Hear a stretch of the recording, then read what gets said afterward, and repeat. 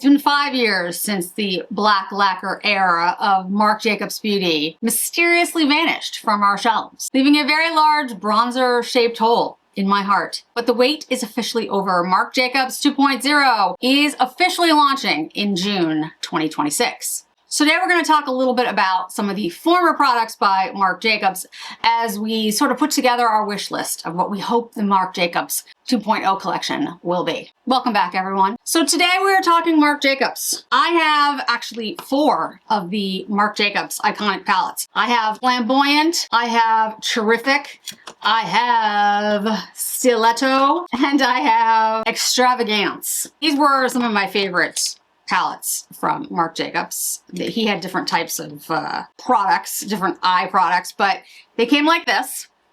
They look like long, almost like cigar case, sort of. Oh, let's use this one. Get a little bit of green in here. I'm going to talk about what existed in Marc Jacobs Beauty, why so many people, including myself, are so excited to see it again. And I am going to open, for all of you, my last Marc Jacobs at Lash'd mascara. Still in its box, still sealed. Holy grail of mascaras. I also have liners from Marc Jacobs that I will use today. So these palettes, these iconic palettes, were always about this sort of editorial to everyday kind of utility. The mattes are really buttery. Well, hopefully they still will be, but they were very buttery. The metallics have like a shine. I have never seen this design replicated anywhere else. Like I haven't seen this. I really like this design. I don't know. It's just really cool. And the push button on the front, like it just snapped right open. I don't know. It reminded me of a handbag. Just really liked it. So I'm gonna put on a little bit of makeup and we're gonna talk about this relaunch if I can find brushes. I honestly, guys, lately my brain has just been, there's been so much going on. I'm gonna use Refer brushes today. I love Refer brushes. So Marc just teased it himself, the relaunch at the Met Gala with Rachel Sonneau, I think is how you pronounce her name. The vibe is shifting from the black packaging, the sort of moody black packaging that he had, to a vibrant yellow, like with the daisy on the silver. It looks to me like it's moving towards a more youthful luxury kind of aesthetic. Now, here's the thing, guys. So I'm gonna use some of the mattes first. I've noticed that a lot of folks are moving to this youthful luxury thing, and I don't have a problem with that. Like, even a lot of people who have complained about the Blazy collection say, you know, it's too youthful, it's too whimsical with the little ducks and the, you know, the whole thing and the Superman sweater. And I get it. Like, I do. I understand that's not everybody's thing and, you know, fair. And if you're trying to appeal to a younger demographic, does it destroy the aesthetic that existed for your brand? And I think the answer is it can. I mean, it definitely can. You have to be careful because you've built up a following based on, you know, whatever it is that you've created before. It'll be interesting to see how far Marc Jacobs goes with this sort of youthful thing with his makeup, because his makeup before definitely had more of that, you know, black lacquer kind of moody kind of thing going on. And I'll put up some pictures. I mean, if you look at the packaging on this kind of stuff, it is definitely dark. Now, then he also had things like the cherries. So, I mean, he definitely did whimsical things. It's just, you know, I'm a little concerned, just a little concerned.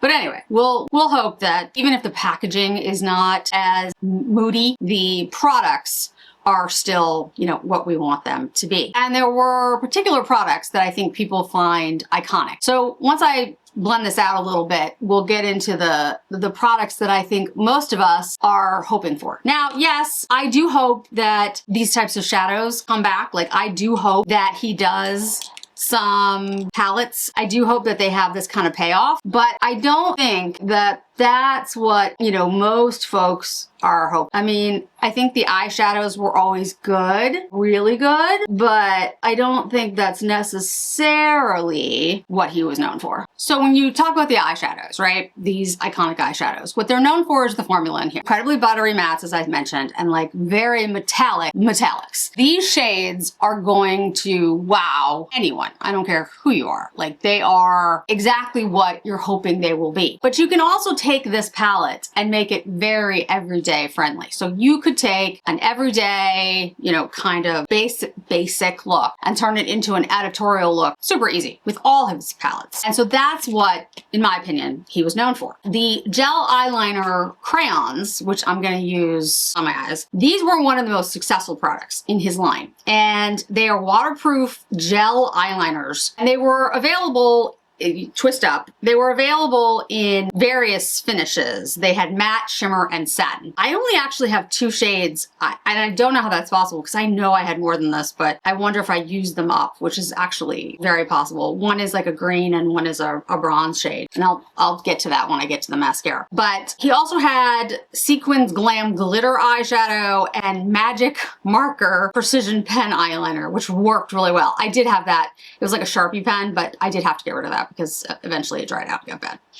The lips. I tried to sort of redo the type of lip he had. He had lip creams, were long wearing lipsticks that were like very high intensity, very hydrating, a lot of pigment to them. He had lip gloss sticks, which was a combination between a balm and a gloss. And that's kind of what I did today. He had like this, it was a huge bestseller for him. Long wear lip pencils that matched the lips, and then a high shine lip lacquer, which I actually never got. It had like supposedly a minty cooling sensation to it. So hopefully, you know, he'll come up with some of those. Then he had brushes and like different tools. He had the face one. He had a bronze brush that was specifically designed for his bronzer. Why? Because the bronzer is what I think most of us are like hoping he comes back with, and we're hoping it's the same bronzer. So what it was a bronzer called Omega Bronze, and it was big. And it was like what I have on today in size, like it was like this, and if I remember correctly. And I did use one up, and I must have thrown the packaging away because I don't have it still. Basically, it was tantric and tantastic. Yeah, that's right. And it was this beautiful matte finish. Like, it was super smooth, and you know, I don't usually like matte, but this was something else. It was really, really gorgeous. There was also a Dewdrops Coconut Gel Highlighter that I tried to do again, like that type of look today. It was a liquid highlighter that you could mix with your foundation. So kind of like the new Chanel. So you could mix it with foundation and get like this lit from within kind of look. It was one of the first to do something like that, and I really liked, because like dewdrops, you know, now everyone has dewdrops. So that was fantastic. The blushes were really nice. It had more of this, he did a lot of draping, which again, I did today. And then he had a number of different foundations. Now, if I remember correctly, the foundation that was super popular was I wrote it down so I could get it right. It was the Remarkable Full Coverage Foundation. And it was like ultra pigmented liquid foundation. It had like maximum coverage, but it was very, very thin. And I didn't wear it because I never wear maximum, like I wear a lighter cover foundation. So I don't think I ever tried his foundation. He had other foundations. Whatever he comes up with, obviously I will try it, but I'd love to hear from all of you out there. If you were a fan of his foundation, what was that like? So my reaction when I saw him for the Met Gala, he did makeup, as I said in the intro, and you can sort of see the eyeliner he used. And he's holding up this silver compact with the daisy on it with the bright yellow and white. I'm hoping that is the bronzer. But if I look at, and again, I don't know if I'm pronouncing her name right, and if I'm not, I'm so sorry, and please correct me. But it looks like it's Rachel Sennott, because it's Sennott. So I think you don't pronounce the T's, but anyway, her makeup does look edgy. It does look similar to the kind of looks he used to do with the blush draping and the enhanced eyes, but I don't see like a lot of bronzer on her face. I see blush, I see like kind of matte lips and intense eyes. So I don't know. It's hard to tell. That's the thing. I know there's gonna be foundations. I've seen some packaging. Now, I mean, if you weren't around for the peak of Marc Jacobs, the beauty line was in production from 2013 to 2021 when it kind of just disappeared. And I'd say at its peak, there was like 100 and some odd products. So there was a lot of products. So I just, I named some highlights, but there were a lot more than that. I have to say, like, I was a huge Marc Jacobs fan. Like,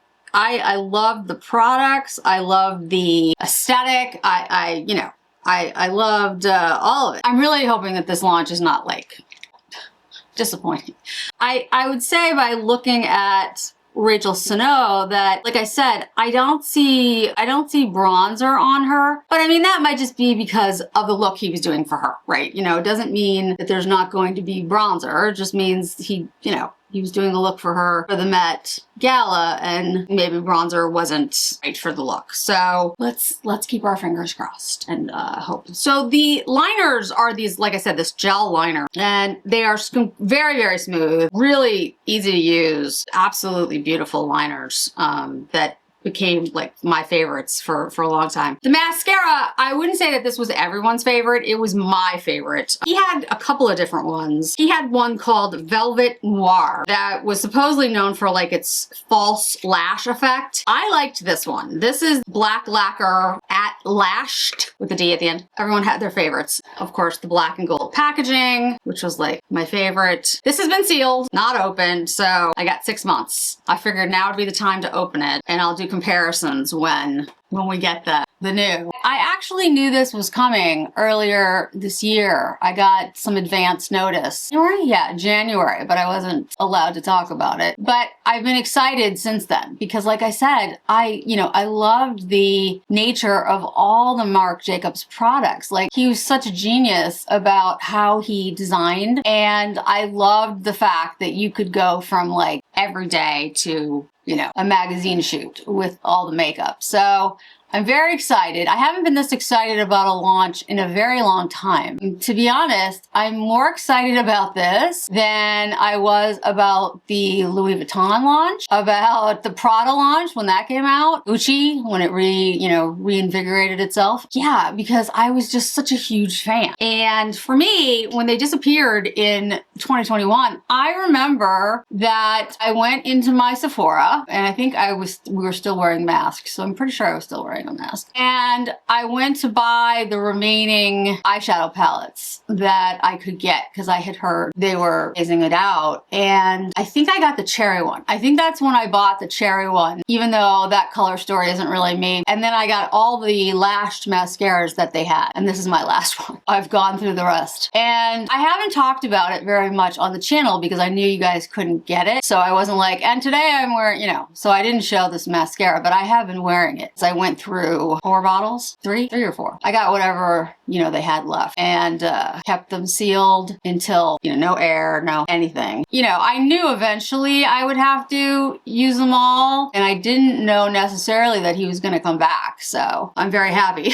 I'm very, very happy that he is. Yeah, this mascara was just like, it was such a good mascara, and it's so dark and like so volumizing and lengthening that, at least for me, it was one of those products that the instant I tried it, I was like, yeah, that is perfect. Like, I fell in love with it the minute I used it. To get to some of the rumors, we know there's an eyeliner because we saw it on Rachel at the Met, and it is revamped. Supposedly there's star-shaped single shadows. Again, don't know. I don't know if it'll hold up to the original. For the 2016 launch, Marc and Cody are focusing on skin refining essentials. So we've seen the compact, right, with the daisy motif on it, and we're hoping that that's the bronzer. So if it's skin refining, will Velvet Noir mascara be part of that? How deep will the bronzer be? It's an interesting pivot for Marc Jacobs, who is really into this sort of moody, almost gothy, glamorous kind of look. So it'll be interesting to see if it's like this more youthful with the daisy, like the perfume. I mean, I'll be honest, that would not thrill me, but I get it. As long as the products are good and there's a mascara for me, I'll be happy. Oh, well, actually, I want the bronzer too. I hope there's going to be like the high-end craftsmanship that was part of these products. The heritage brand, I hope they don't, ruin it by moving to this youthful aesthetic. I appreciate the fact that skin refining is important and they want to focus on that because that's popular, but also don't lose the Marc Jacobs aesthetic. So my understanding is that it drops May 25th at marcjacobs.com, June 1st at Sephora. Again, don't know if that's the case, but that's what I'm hearing. Until then, I will be enjoying every last swipe of this mascara and playing around with these shadows to see if I, like them as much as I used to. I think I do.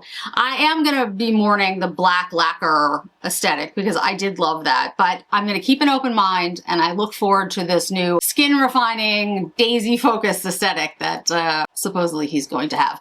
So it's going to be just a couple weeks, guys, and I will buy at least one piece like of every, you know, type in the collection. Tell me what you're looking forward to seeing. Thanks so much for joining me today, guys. I really do appreciate it, and I hope to see you in another video really soon. Bye.